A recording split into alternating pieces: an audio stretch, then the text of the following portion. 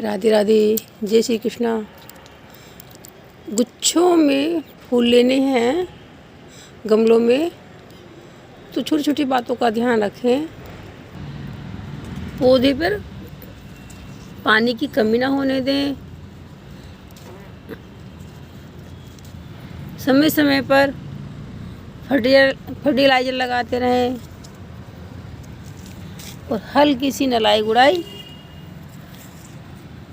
तो आपके कोई कारण ही नहीं है कि गमलों में फूल गुच्छों में ना आए। राधे राधे।